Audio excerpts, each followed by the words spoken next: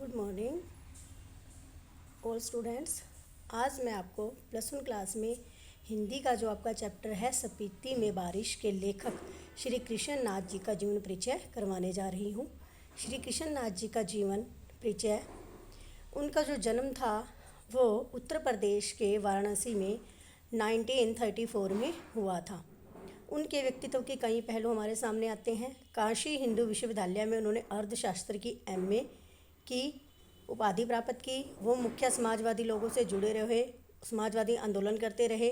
वे अर्थशास्त्र के विद्वान थे। उन्होंने काशी विद्यापीठ में अर्थशास्त्र के प्रोफेसर के रूप में कार्य किया। उन्होंने अंग्रेजी और हिंदी दोनों भाषाओं की पत्रकारिता का संपादन भी किया। हिंदी में उन्होंने कल्पना पत्रिका का संपादन किया और अंग्रेजी में उन्होंने मैनकाइंड पत्रिका का संपादन किया। पत्रकारिता, राजनीति और अध्यापन, इन तीनों चीज़ों से वे जुड़े रहे। इन तीनों चीज़ों का वो अध्ययन करते रहे।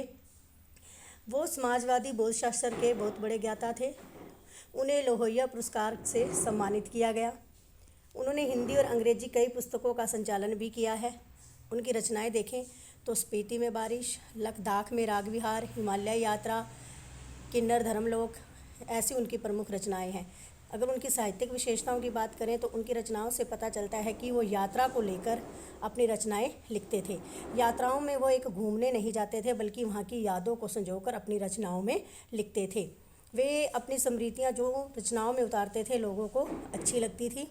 लोग उनकी स्मृतियाँ पढ़ते थे और अच्छा आनंद लेते थे। वो यात्रा का वृत्तांत, भाषा, इतिहास सभी अपनी रचनाओं में लिखते थे। भाषा शैली का बात की जाए तो उनकी भाषा शैली विषय के अनुकूल होती थी, सरल होती थी। ठीक है।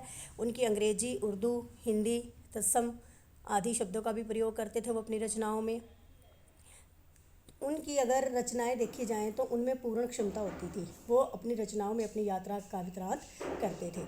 ये जीवन परिचय श्री कृष्ण नाथ जी का अपने कॉपी में राइट और लर्न करना है।